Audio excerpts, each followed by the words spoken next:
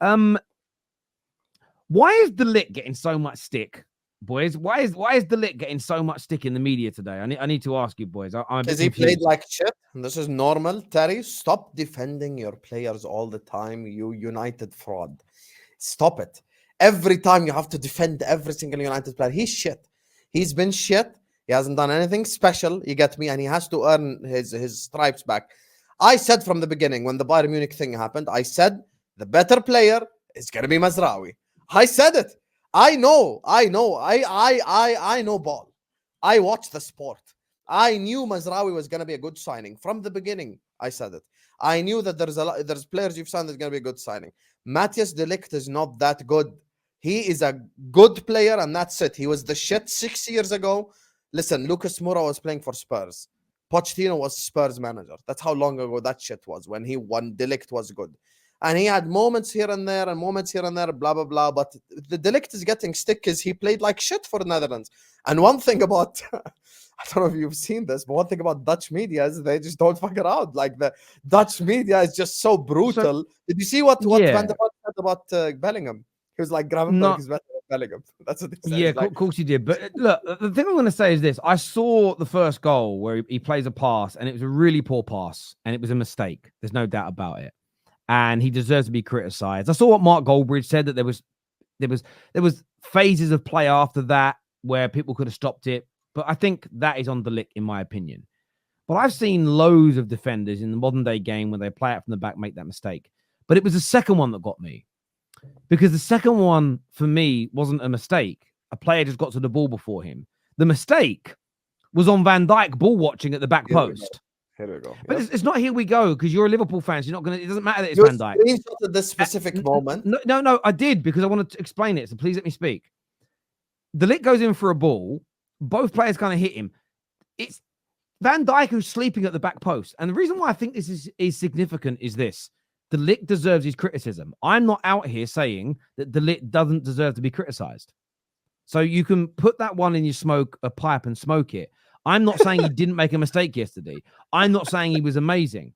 But we all know, and this is my belief, and I believe it to be a fact, if the roles were reversed on that second goal, and Van Dijk goes in for the tackle, and the attacker gets there first, and De Ligt is asleep on the back post, everybody still criticizes De Ligt for being asleep on the back post and letting his marker run off him. And this is for me. No, it's not here we go. We know it's the truth. And for me, this hated, adored, never ignored. Though everyone hates us. Just please let me finish, because you're interjecting because you're trying to break up the flow because you know I'm right. No, you're not right at all. It's what people do when they're wrong. They interject rather than letting you finish because they want to stop the flow.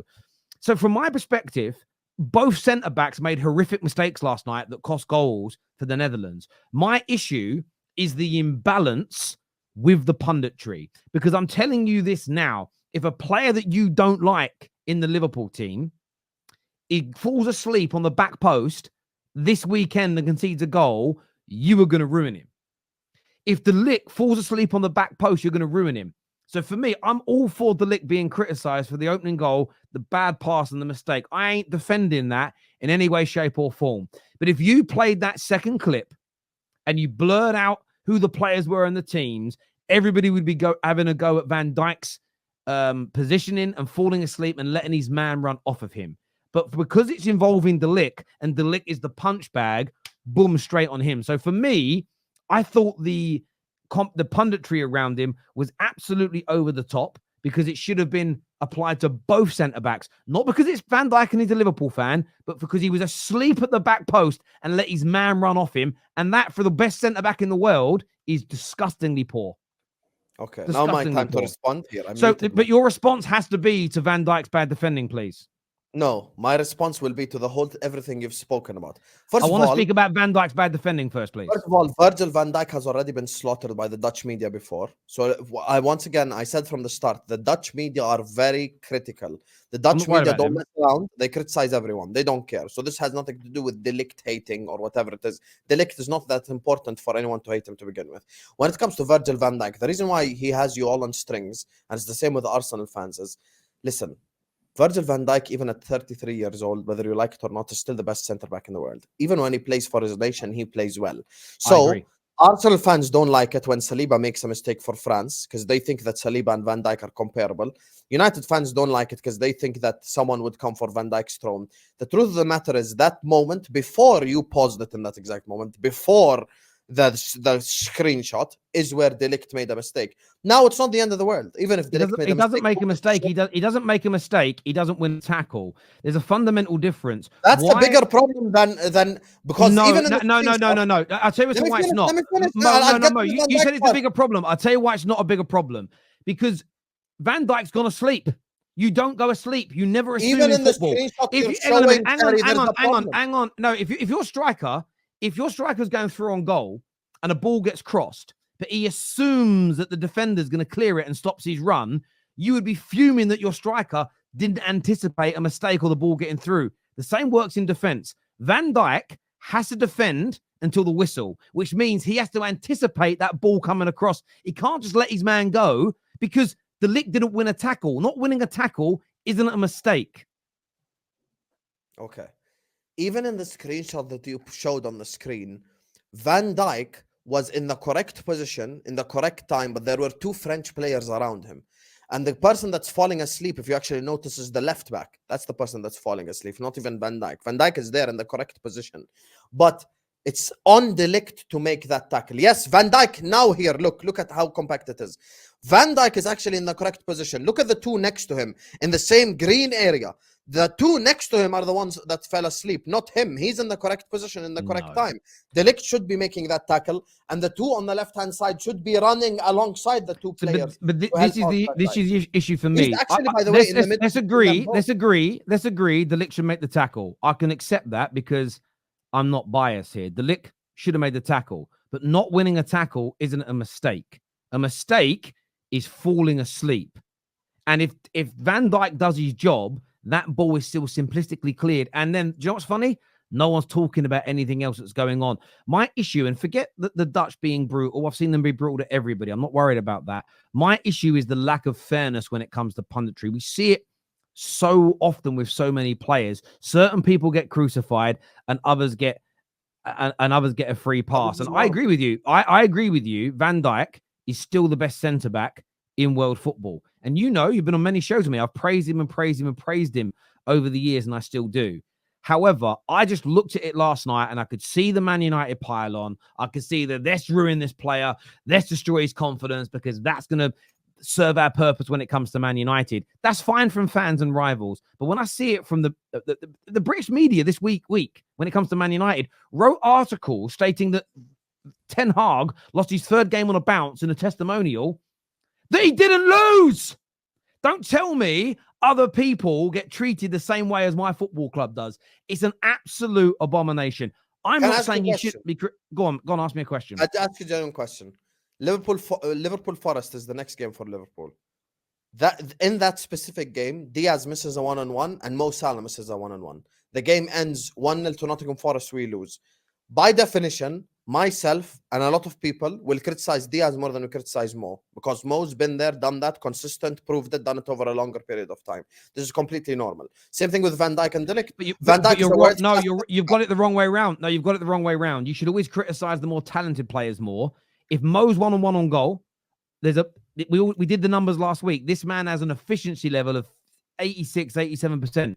I expect Mo Salah to score more than I expect Diaz. If they have identical chances and Mo Salah misses them, that's a bigger mistake because Mo Salah is the better player. The better the footballer, the higher the expectation. Therefore, the mistake should be highlighted more and focused on more because it's a bigger issue because they're a much better football player. Always. No, but that's not how football works. Because Mo Salah is how it works. No, that's how because life Mo works. Salah's done 150 times already. That is nonsense. If you're at work, okay, and you're an experienced engineer as you are, and there's someone next to you that's working there who's less experienced and isn't as good as you, and you both mess up, you're in more trouble because you're more experienced and better. That is exactly how life works, my friend. I've worked as an engineer. I know what I'm saying. You're lying then. There is no way in life. There's no way in life. There's no way in life that less qualified, less skilled, and less experienced people get into less trouble and get disciplined. Get into more trouble and get disciplined more than more experienced people with more expertise who are better at their jobs. Not at school, not at work, not in sport. Nonsense. Nonsense. The less experienced Nonsense. engineer would be the fall guy of the mistake. He's the one The that's going to fool get guy. sacked. Exactly. The fool He's guy. gonna get You've sacked. done yourself. Why? You're out of here. Get Why out of is- here. Why is so? He would be the guy that gets The fool sacked. guy. He would be The guy fool that guy. gets The blamed. scapegoat. The One second, scapegoat. one second. The scapegoat. One second, Terry. You're shouting over the Ligt. He's played 3 games for Man United. He ain't even a Man United established player yet. When it comes to the engineering example that you gave, the guy that's less experienced will be the guy that gets the blame. He'll be the guy that loses his job. He'll be the guy that they get rid of. Because the more experienced guy is the more valuable The guy. more you He's talk, the the more best L's guy. you're taking. One second. When it comes to that the more Dijk and the L's next you're thing, taking. and even my Salah and Diaz example, the reason why it works in the reverse of what you're saying is because these players have a sample size, because these players have consistency, because these players have done it for a longer period of time. When they do make mistakes, even if they are at the same level as the other guy, they get criticized less because of how great they are. Yes. So, as you've just admitted, there's 4 guys. Here we go. Mo, can you confirm a few things for me? Did I not say that Dijk should have been criticized for his poor performance yesterday? Yes. Yes. So I am doing nothing to defend Dijk's mistakes. What I'm talking about is fairness from the media, from pundits, and that they execute that equally. At the same time, you have just admitted, and Mo can confirm, that Dijk, because he's not as good and because he's not as experienced, is the fool guy when mistakes happen. Do you know what? We will protect the better player by putting all our energy onto the lesser guy. You just admitted it, and it's exactly what I think is wrong in punditry. I am only going to be honest with the way I think you're a very, very good YouTuber. I've got bigger expectations of you when you come on my shows compared to someone like Matt, because you're better. It's not different. It's the same logic. You are better. You're more experienced. Sam, let me ask a question. If me and Matt make a mistake, you would get rid of Matt, but you wouldn't get rid of me. That's the point. But hold on, Hussam, there is no It's a fool guy still. Hold on, Hussam. If Liverpool play tomorrow, Sam and Man and Liverpool play tomorrow. Van Dijk gets a 6 out of 10, and Konate gets a 6 out of 10. Who's more at fault? And you lose the game.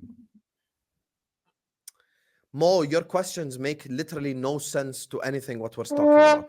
Actually, generally makes no sense.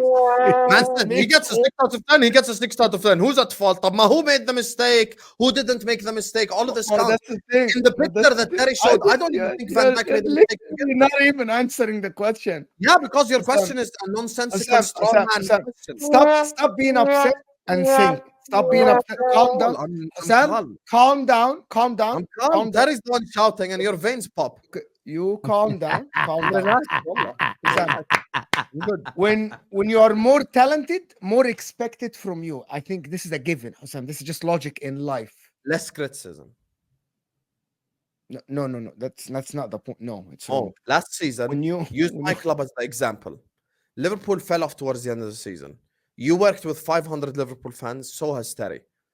Who did we say, and correctfully so and rightfully so, is the reason why Liverpool Football Club didn't win the league?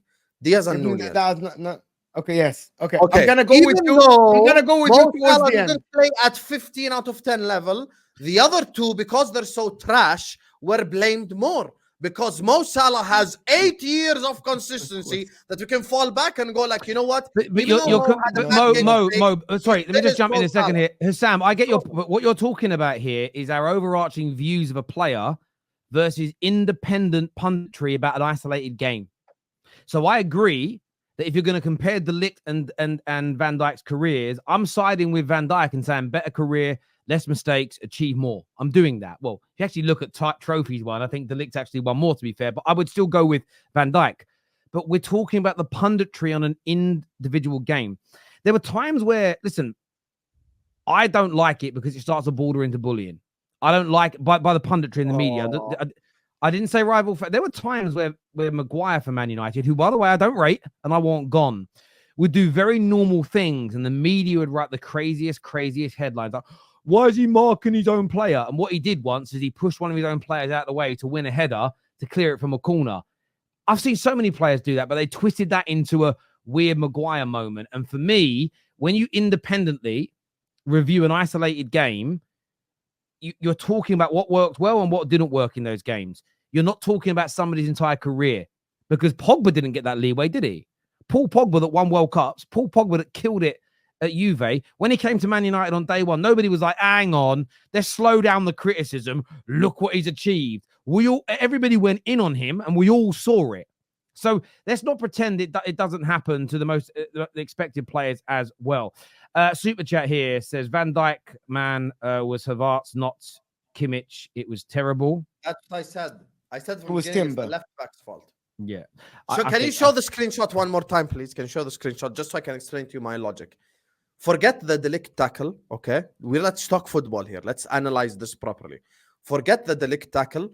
Look at Van Dijk's position. His position, there is nothing wrong with it. He is in between the two players. He's in between both players, and he's trying to match them as much as possible. But you look at the left back. You look at the left back and the other player, they're the ones that are falling asleep. There is nothing. The problem is it's not, but it's not about. But it's again, it's. But this is the thing. I can understand that. Hang on. I can understand that. But this is what I mean by fair punditry, because you are where I will agree with you to a certain extent is if Van Dijk goes to the 6-yard line, but that ball, say the ball is won by Dijk, but ends up at Havertz's feet, who's now got a free space and puts it into the net, they'll turn around and go, why didn't you stay with your man? But this is the problem. If it was the other way around, it doesn't matter what Dijk does there, he gets blamed. Sometimes defenders can't stop goals. Sometimes it's just a case of a team overloads a box and it commits. And this is what attacks do. Sometimes attacks put more players into the box than you can handle. It's a risk because if it gets cleared, you can counter against them. My concern here is that whenever certain players make a mistake, the criticism is just absolutely relentless. Other players make mistakes or could have done something different in that particular moment. And it's a decision. Van Dijk's decision was, I'm going to stay here to mark Kai Havertz. It was the wrong decision. You know as well as I do, if this weekend Maguire makes a decision to not go, we did it to Maguire the other week. When Maguire was standing there in the right position to clear the ball against Brighton, but he jumps back in case they cut it back that way, and then it goes across the 6-yard box for a tap-in, we blamed him for moving out the way. What we didn't say is, well, I got why he moved out the way in case Brighton did something different. We don't do the same punditry for everybody, and my question is more why.